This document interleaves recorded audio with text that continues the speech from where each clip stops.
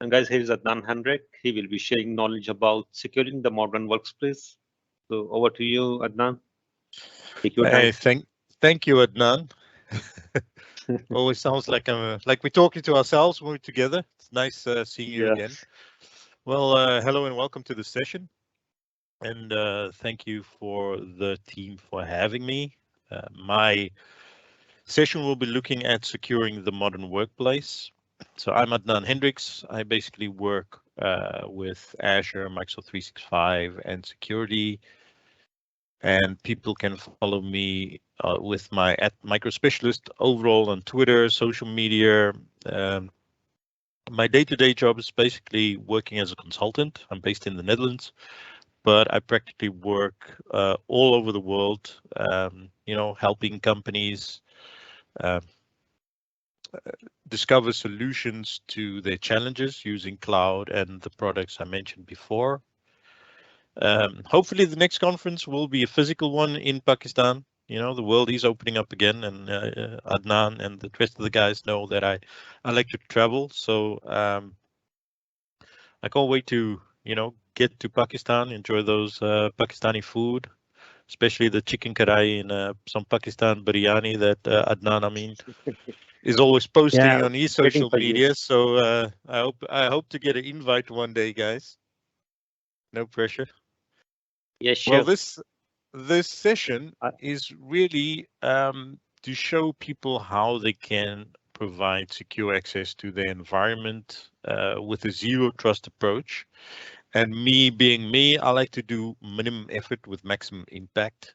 So today I'm going to talk to you about things like what risk is in a company or IT security perspective, how we can go and enable things like zero trust through the conditional access policies, and some of the other things that we can do, like reducing attack surface, automating threat responses, etc.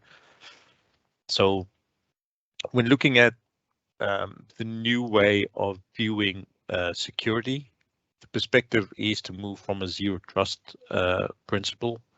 And the key takeaway for zero trust is really you always want to verify explicitly any authentications and authorizations. You always want to move from a point of least privilege. So not that somebody has admin rights to start off with, they can request specific roles and rights, when they need to do the attack that requires those rights. And I'm one of those guys that even on my local machines, I'm just a normal user. So I have another admin account that's even more restrictive when I need to do elevate and do something that requires those admin rights. And the third, which is probably the most important, especially looking in today's security landscape, we must always assume breach. So never go from the point that, everything is secure.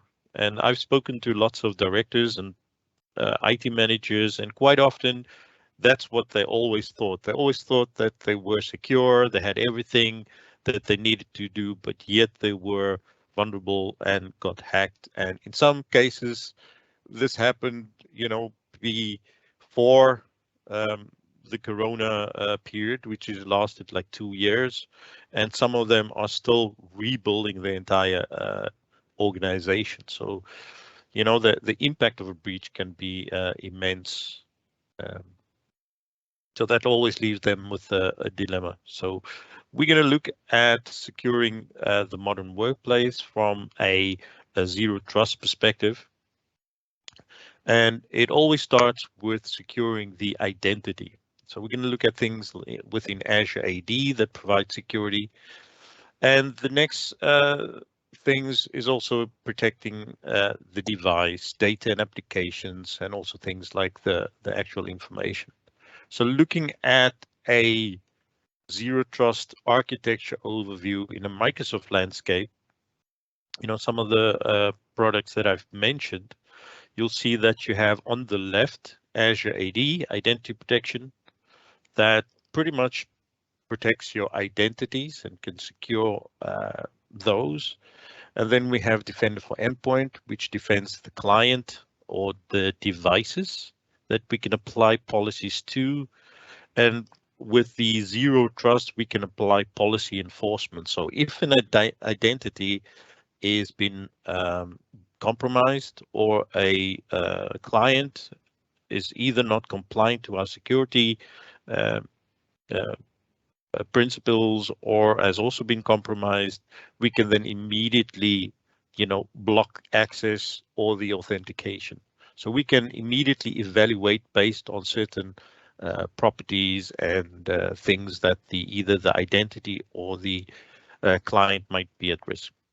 And only once we've been satisfied, we can apply access to data, applications, and the rest of the infrastructure. And even there, for example, a lot of phishing and phishing mails come through email, so we can also apply within Outlook with Defender for Office 365. So any emails coming in can be filtered, opened in the sandboxes, and tested to see if they are valid or not valid.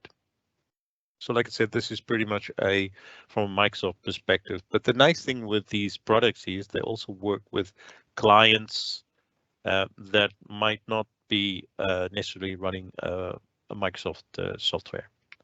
So the top threats are still phishing and spoofing.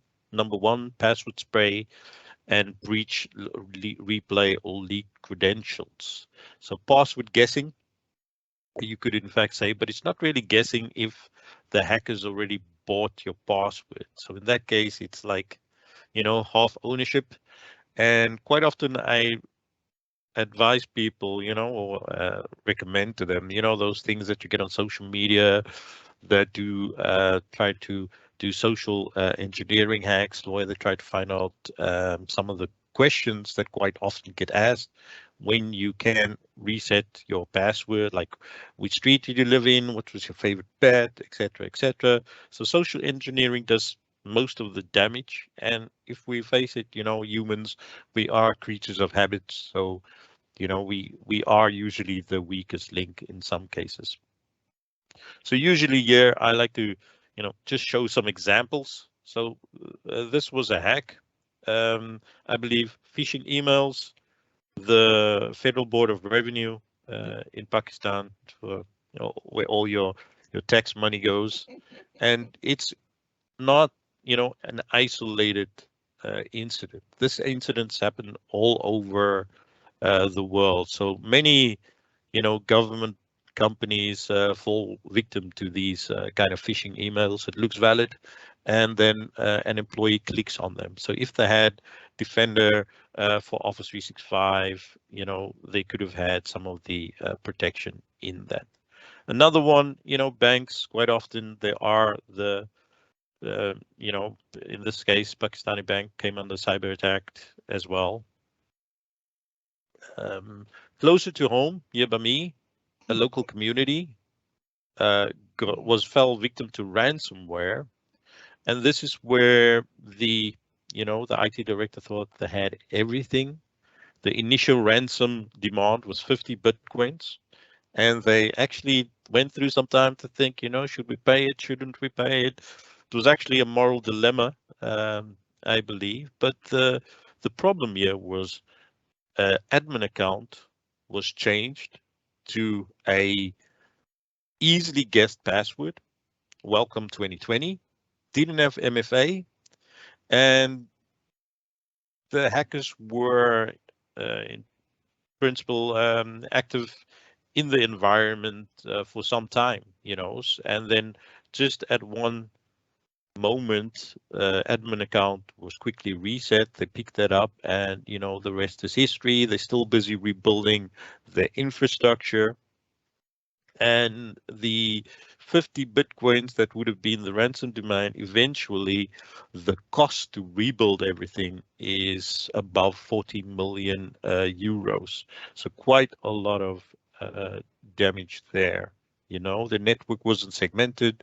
They didn't have monitoring. They did pen test but they missed a server and a port, so the pen test didn't work, and they didn't have offline backup. So some of these things, just with normal general knowledge, no admin accounts, MFA, offline backups, those sort of thing, can prevent a lot. And with SolarWinds, also familiar, also a vendor that was compromised, and they actually got a hold of the software.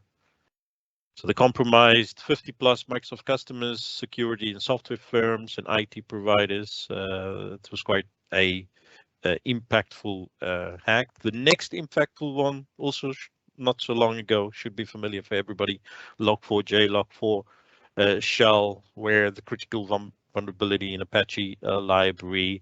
And what we notice is there's quite often a lot of spin-offs where vulnerabilities are discovered and they are modified and still running. So quite a lot of work. Yeah, so the key takeaway with this slide is just to give you an overview of the pattern of human-operated ransomware, which quite often happens. So an attacker will try and either gain access to a machine or an environment through, credential theft, having bought a number of user accounts, passwords, port scanning, phishing through email, and after the credential theft, for gaining access, they then install the malware, or they try to move from machine to machine and gain access to even more machines, and eventually try and gain access to an admin account that they can compromise to either steal data, encrypt, and then extort for money. And it's come a long way since, what they used to call script kiddies. Now it's actually, state actors, and yeah, it's become a business in effect. So one of the quickest things that people can do is viewing their accounts, like user accounts or even your company's domain, through a security service. So Troy Hunt is Microsoft partner and fellow Microsoft MVP, and also a very nice guy. So he's been in Microsoft MVP for a while, and he's actually been gathering these breach databases for quite some time now, for a few years now. And he runs this website that you can view to check your username and your domain. So I'm just going to jump straight out and show you what that looks like. And let me just see. So this is the website. It's https haveibeenpawned.com. You could basically just fill in your identity, user account, click on the button, and it will go and view out of a number, all the breaches that's been collected to see if that account has been compromised. So, you could do any of your number of accounts and see if they have been compromised or not in a view. But for a company, what is handy about the site is the domain search. So you can actually add your domain for your company in there, and it will have a look and even send you a notification if it does find something. So obviously you can fill in your domain, notification, and your information, and it will notify you. The same thing with passwords. If you want to see if a password has been compromised or found within a breach, you could just type it in and see, well, you shouldn't be using those passwords, or definitely use something with MFA. So quite handy. I've advised you to have a look at it and see what you can the benefit for your organization. So better security starts with the normal things, turning on MFA, strengthening your credentials, not using easily guessable passwords, and especially for admin accounts. And then things like reducing attack surface, so making sure that you're only using certain applications or computers from specific networks or when you really need them.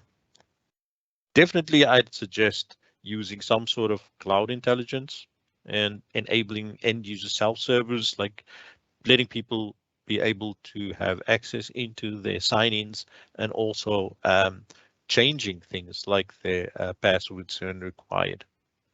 So looking at Azure Active Directory, this just to give you an idea of the amount or huge numbers of active users, organizations, and also the daily authentication requests that gets performed on or against Azure AD, which is 30 billion plus authentication requests every single day. So Azure Active Directory is the world's largest cloud identity service. So these are huge numbers. And if you just view or do a minor calculation of, let's say, a small percentage of 30 billion or 345 million active users, if just a small percentage of those get breached, it's still a large number. So when looking at user credentials, credential thefts, people duplicating passwords, and also non-approved apps for works. And there's been constantly increases of password stray attacks, etc. So more threats.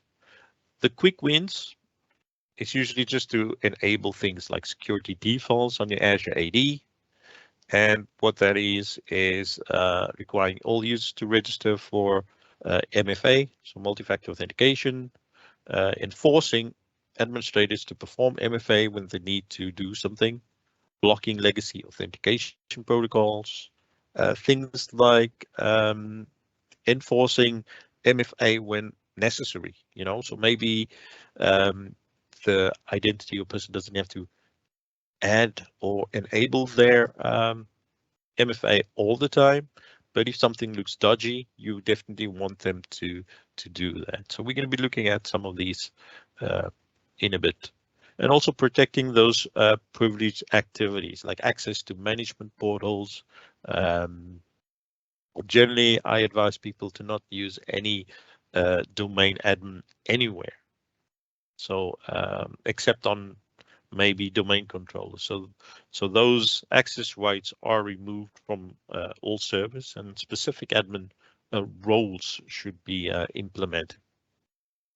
So things like Azure AD password protection. So Microsoft already does a lot of work here, but you can customize it or add things like custom banned passwords that's very specific for your organization. If Microsoft has discovered certain things happening too frequently, it will already be on their hidden enforced list.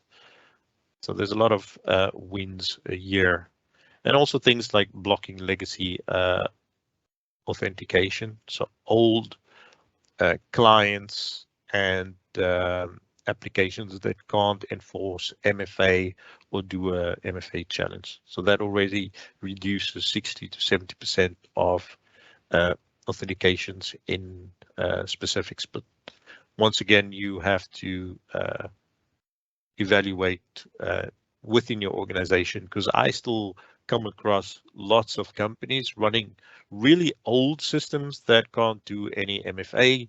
And then we look at how we can isolate those and minimize risk. But that's something that clients always need to be aware of. Companies, they always have to accept that risk. And quite often you get an OAuth request, a phishing mail. It's not really a hack, but it allows the attacker to read like your Azure AD, get access to all the contacts, read your mail, and enumerates things like your Azure AD or Active Directory. So that's something that you definitely want to,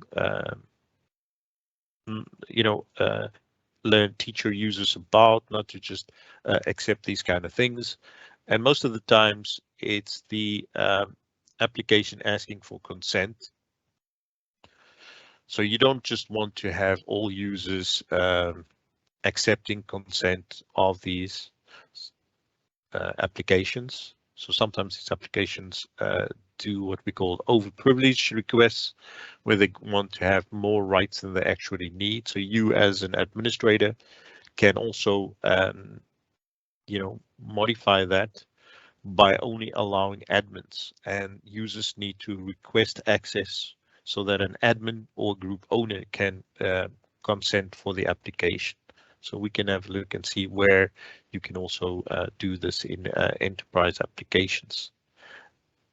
Something that I also use tremendously for investigating is app permissions in Defender for Cloud Apps. So that's also where you can go and evaluate and see all the OAuth apps that's maybe already been granted access within your organization to Azure AD, and also with Defender for Cloud Apps, you can go and evaluate these OAuth requests and see if the permission level is acceptable. And then you can just modify it and bring it down to a just enough rights that they need.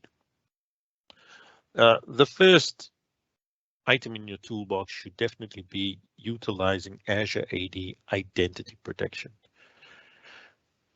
It's automated protection that uses intelligence that Microsoft gathers from all the accounts and authentications that is applied to Microsoft's Azure AD. So trillions of signals and risky events from cloud services and cloud apps, from the billions of authentications happening every day. The artificial intelligence evaluates based on specific detection and risks, and then applies actionable insights on these actions and authentications happening to immediately either enforce or self-mitigate or send you an alert. And what you need to have identity protection is basically Azure AD Premium P2. And that's where you can do things like risk detection and vulnerability detection, and also apply risk-based conditional access policies. So with Premium P1, you get access to viewing certain information only, but with Premium P2 is really where you can go and apply all those risk events and alerts, and with conditional access policy. So that's really the power of applying those risk events. So just looking at the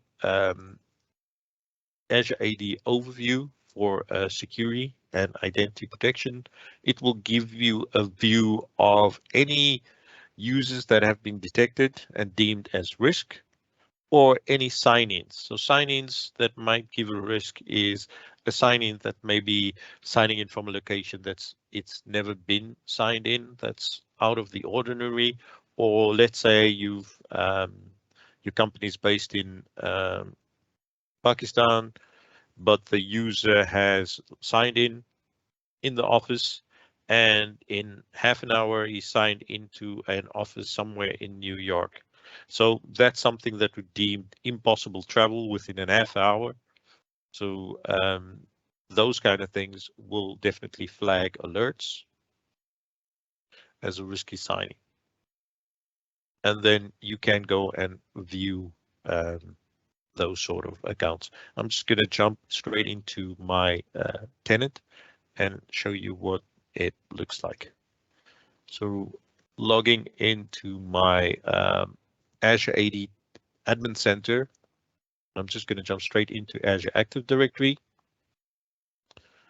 And in my overview, you can see that my license is Azure AD Premium P2. And I'm going to scroll down to security. So under security, I have my identity protection.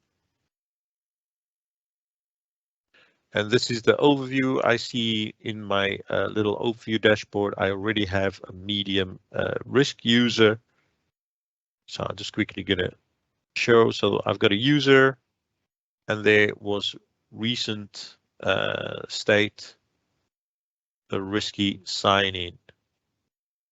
So the application was my apps, try to sign in, I get an IP address, and I get a location and a risk level. So risk level is medium, conditional access was not applied.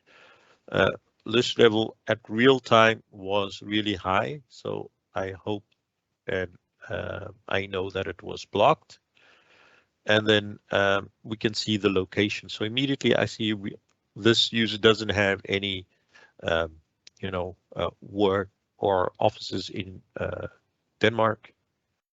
Then I can go and evaluate or, reset, block the user, confirm that the users be compromised, or I can just dismiss if it's been an invalid detection.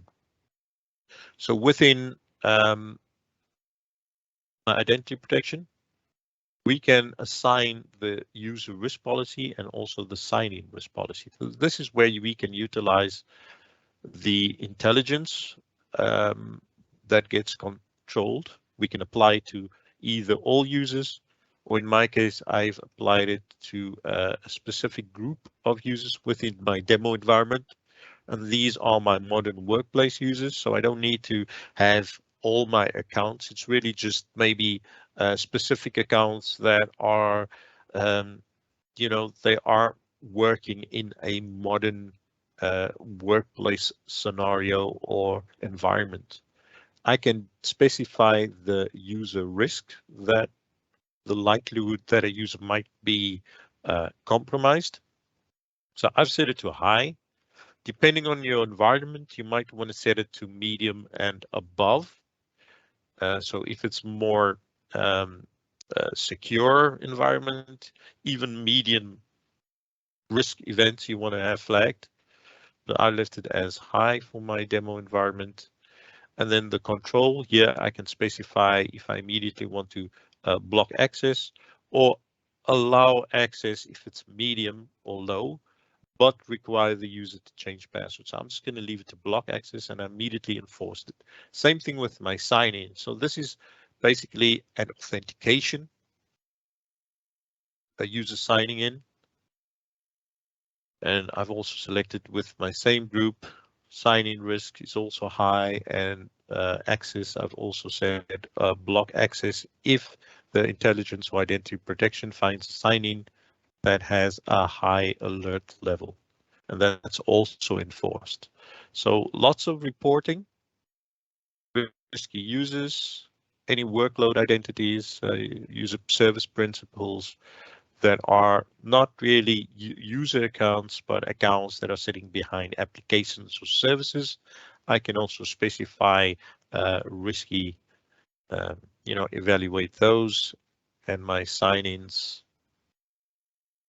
and then the detections. So now let's go have a look and see how that works in the practical environment. So here I've got a virtual machine. I'm just going to sign in using a company account.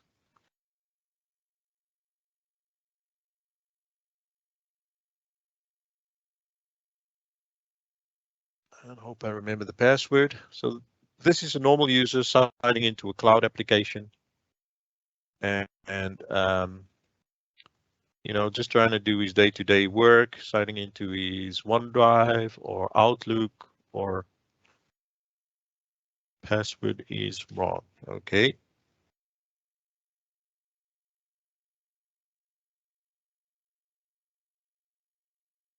So user signs in, gains access, and it's a valid authentication. It is also, there's no risk, and it's a normal action. But let's say this user is signed out, maybe his account is compromised, and a hacker has gained access to his environment, his credentials, and I'm just going to demo that using a Tor browser. So trying to gain access to company resources using the same credentials. And this should kick off a alert and in theory block the authentication or access.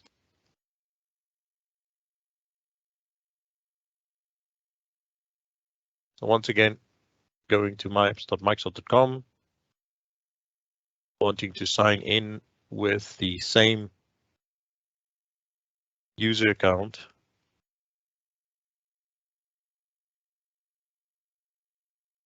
And then signing in with the same password.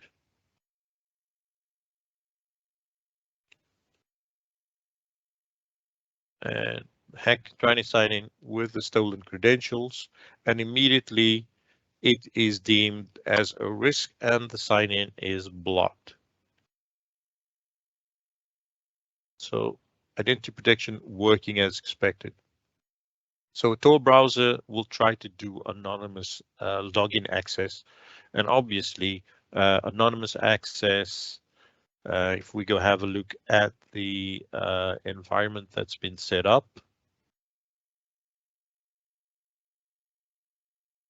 So in a minute or two, if the refresh comes in, we'll be able to see that account.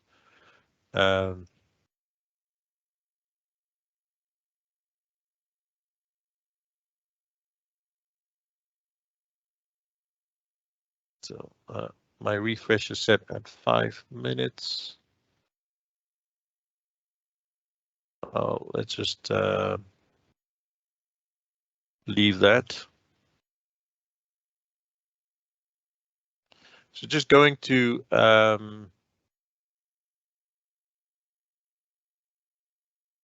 security. We also have things like identity secure score and things like named locations.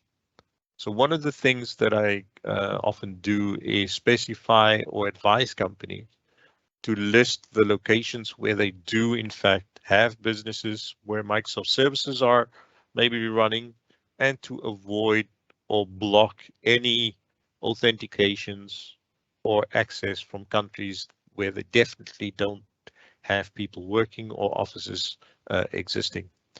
Because what I found is that some companies, they tend to set up things like conditional access, where even when the risk is detected as high, and still do an MFA challenge through things like the Authenticator app.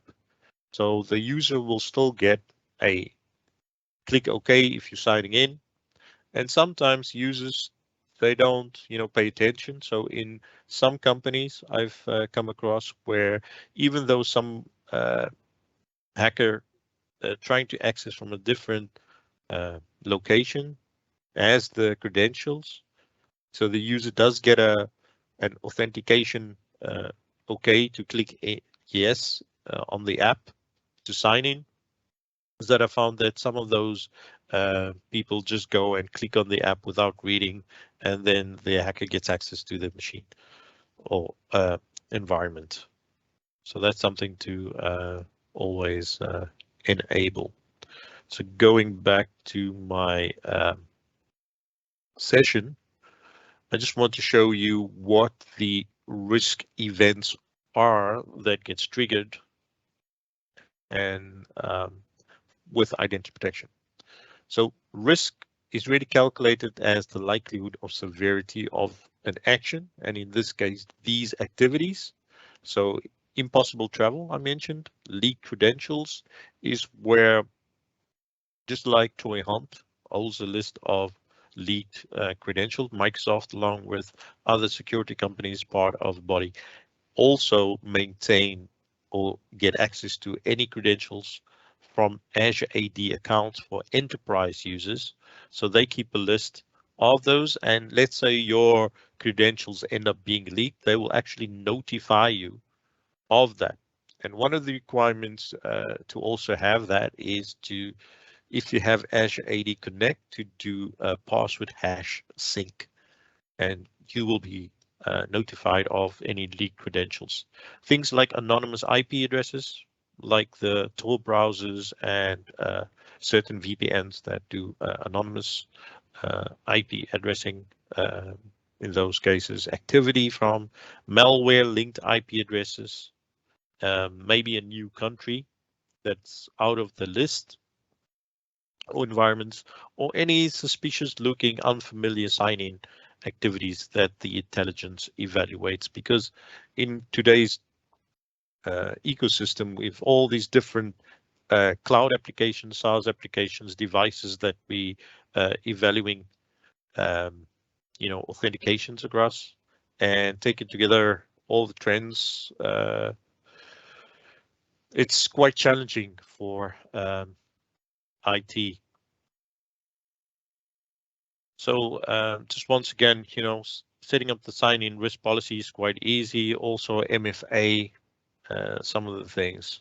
So identity protection, using those machine learnings and intelligence in real time to evaluate the session, and just applying that to your environments. This is just a view where I'd like to show you machine learning for specific attack patterns, in this case password spray. So password spray is generally where they try to use the same password across different accounts, and for the machine learning basically looks or does heuristic detections, where it looks at specific failures per IP or user. And normally these kind of things are missed because they are distributed.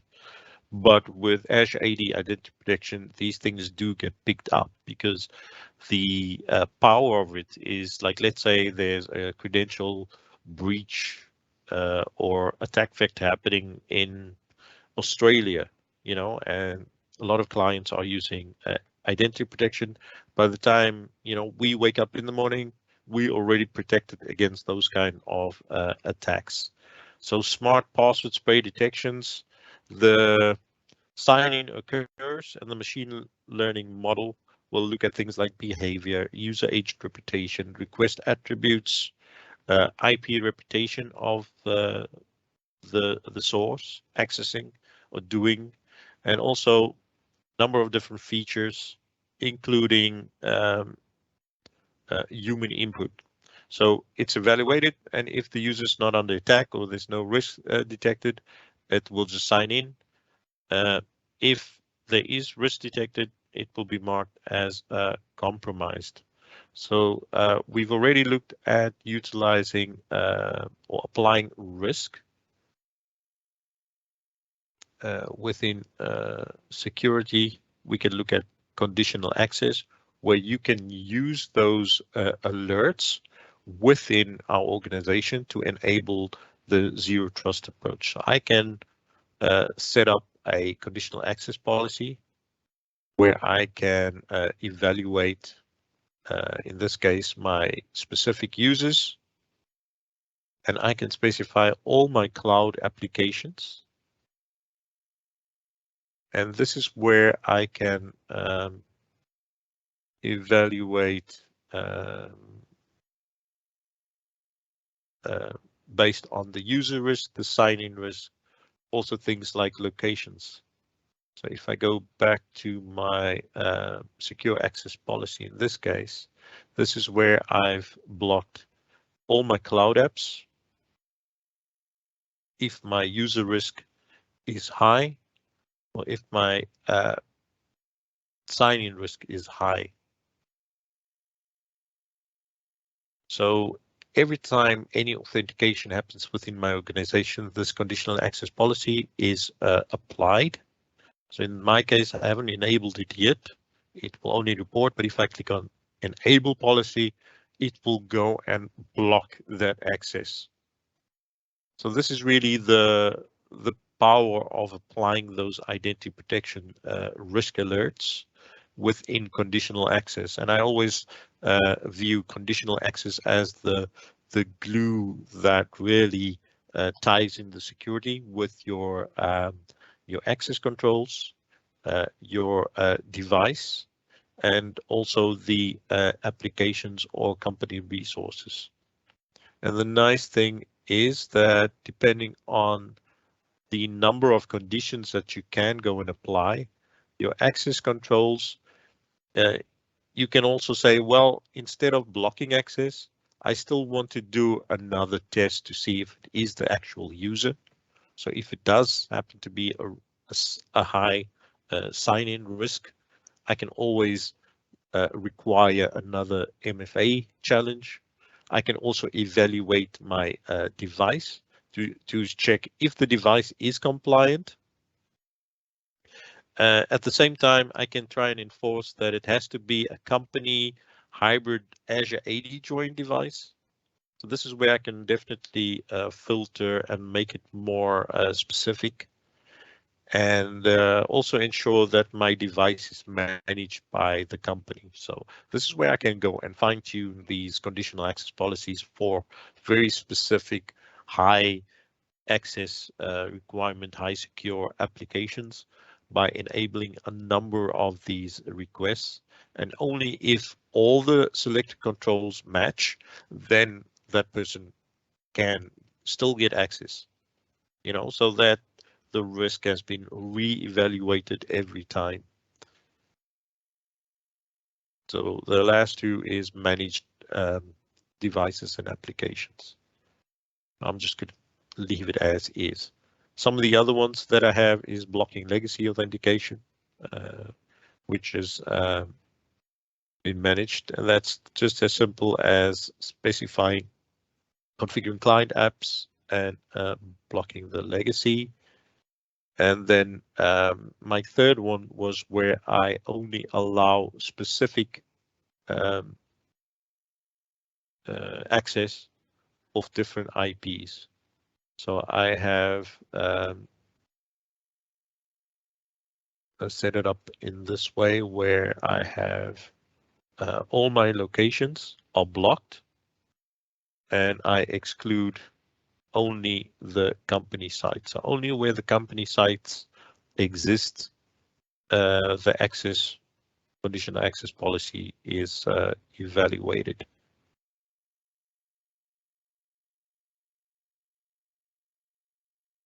One thing I always advise is always to monitor the sign-in logs.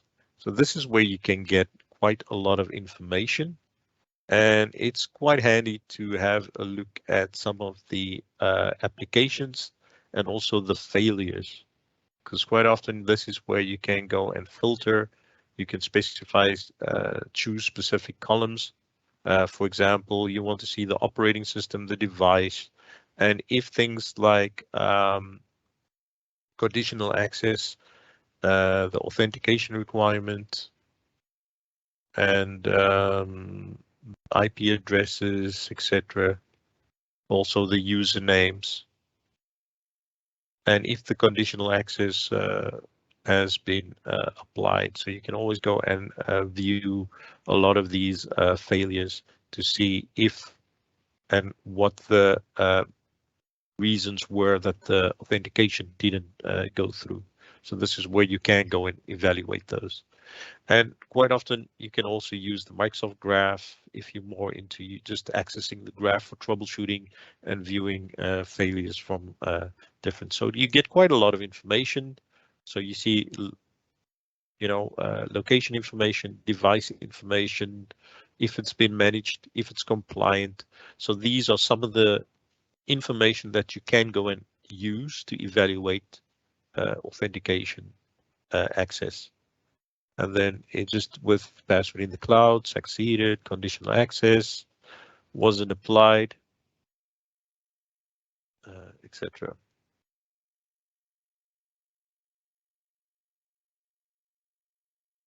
So yeah, you can see my risky detection that happened It was a failure, the location, and we know that that location is not part of the environment. Access policy does not allow token issuance, which is good. Location was unknown IP, not for our company. We can see the device information and also the risk. So the detection type was anonymous IP address, source from identity protection.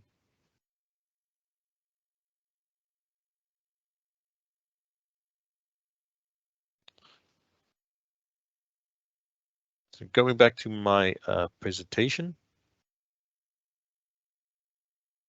So we can see that we can use those risks that's been evaluated to block, risky apps. And we can also advise our end users, business consumers, to quite often evaluate their sign-ins. So if they do see a sign-in where, they suspect that it wasn't them or any unusual activity, they can say it wasn't them and notify the administrator. So there's a lot of risk APIs in Microsoft Graph to also get access to conditional access policies, risk alerts, and also the risk detections to get access to the real-time information. So besides identity protection, you also have the Defender for Office. So this is where I always say you get the safe policies and the anti policies. So the anti policies really protect against things like phishing attacks, spam, and also those anti-malware stuff. And the safe is really to protect against malicious content. So sending attachments to a sandbox environment to evaluate what happens when that attachment is opened. And then it can immediately block those. Let's say something does manage to slip through and end up on the device, then you have Microsoft Defender for Endpoint, which is a more multi-layered defense using cloud-based security controls to cover the endpoint. And this endpoint could be a device, such as mobile device, could be a Windows or Linux computer. So it does threat and vulnerability management. You can reduce attack surface and automated investigation and XDR response. So some of the things that it does do is, for example, application and browser isolation. So let's say a user is trying to get to a malicious website, or it's trying to install unwanted scripts, those sort of things, running it in a isolated sandboxed environment through the hardware-based isolation or VBS security that's built into Windows 10 and Windows 11. We can apply all these different security measures. For example, control folder access only allow valid applications from accessing those key system folders, for example. And then things like exploit protection, protecting it against specific exploits and reducing your attack surfaces with intelligent rules to stop malware. So a lot of these things can be enforced using endpoint manager policies. So you can enable control folder access to protect against ransomware. You can also enable exploit guard to protect against, for example, device drivers that's been compromised, attack surface reduction, other exploit protections, and also network protection. One of the key things in attack surface reduction is really to block child processes from Office applications. For example, you don't want a Word, a user opening a Word attachment that's going to run PowerShell, for example, or specific scripts that will access internet or try to install software without the user knowing. So these are some of the things that really are quick wins in strengthening your security posture. One of the others is also blocking credential stealing from the Windows local security authority subsystem. So that's something that will immediately be picked up if somebody's trying to hack access to that process. And extra settings blocking hardware device installations, things like blocking direct memory access, and just enabling that only specific device drivers and ports are used.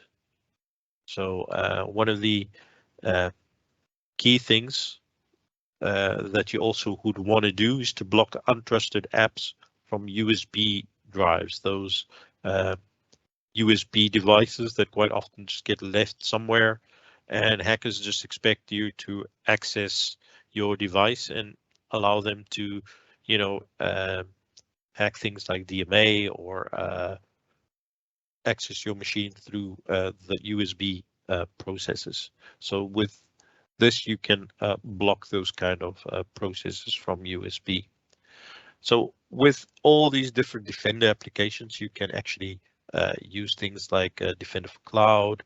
You have Azure Sentinel that can give you more extensive view into your security environment. And it can see the correlation between an authentication that happens, an application that's been accessed, different processes, and then you can go and actually evaluate the attack timeline within the hack in your environment using things like Azure Sentinel or Defender for cloud applications. One thing I always recommend is to work on your security score, especially for identity and also your other security products. And that's to constantly see where you can, apply the security controls that's going to increase your security posture. So that's one of the things that's really important to do. So once again, just looking at the architecture, I've gone through quite a lot of things. So with Azure Identity Protection, that should be your #1 step to enable, use the Microsoft Intelligence. Don't reinvent the wheel. It's there for you to use. You just have to use it and obviously make sure that you are licensed for it. And then you can apply those zero trust policy enforcements on the authentications, the identities, and with things like Defender for Endpoint, go further in your threat intelligence security. I've also spoke about the Defender for Office, so the safe policies and the anti-policies, where you can evaluate your emails and also attachments and any data that's coming through via phishing to protect against those. Using the Defender for Cloud apps, you can go through any OAuth or applications that been accessing your environment and see if they have just enough rights that they require. They shouldn't be overprivileged. And then there's even more things that you can go and apply. But basically start off with identity protection. And I'm going to leave you with some homework or next steps. It's really to make sure that you ensure that all the accounts that need it should definitely have MFA enabled. If you haven't done it, just enable security defaults and try and fix it to bring up or step up to the security default level. Use Defender security or utilize some sort of cloud protection. Go through your secure scores, increase your security posture, make sure that you license properly for all the different products, because that's quite often a challenge where some account that doesn't have a license is compromised. So you wouldn't want to do that. And really use the conditional access user risk alert in your policies. to protect against leaked credentials, enable password hash sync, and educate your users to report risky sign-ins, have self-service password reset so that people don't use the same passwords everywhere. Try and move towards more passwordless approach where people can use YubiKeys or biometric identification, and then implement some sort of identity governance. So you're not going to grant access in a more permanent method, do limited access, and then people can always request through access reviews any extension of those rights that are required. One thing I like to show is the cybersecurity reference architecture. And this is really shows you which Microsoft product and where it ties in, and also what the key security controls are for those products. So this is so that you can evaluate if you're running on cloud or hybrid. You have the Defender for Endpoint on the left and how that's managed through Endpoint Manager. Some of the client software and secure score guidance below. And on the right-hand side, you have Azure AD with the different security controls and what they can provide. For example, passwordless and MFA. Windows Hello for Business, the Authenticator app, or utilizing FIDO keys for passwordless. And then there's the identity protection that can do the whole behavioral analytics and leaked credential protection. So that is really my session. I don't know if there are any questions. And if I check with the team, no, there is no how am I doing for time? Yeah, I think you have done pretty well. And yes, couple of minutes left. I think there is no question left. Or there's no question for you. It's a really interesting session, Adnan. I really like it. Yeah, I think you have covered end to end. Well, if anybody does have any questions or they just want to reach out to me and say hi or get access to the slide deck, I know you guys are recording this session, but they can always reach out to me and on social media, LinkedIn, and really looking forward to meet a bunch of people in the near future in Pakistan. Thank you. And see my really friends. looking So forward. I'll be seeing some of the guys virtually again soon at the end of the month for our own MVP summit. All right. Yeah, exactly. Yep. Thank you, Adnan. Thanks for your time. Thank you.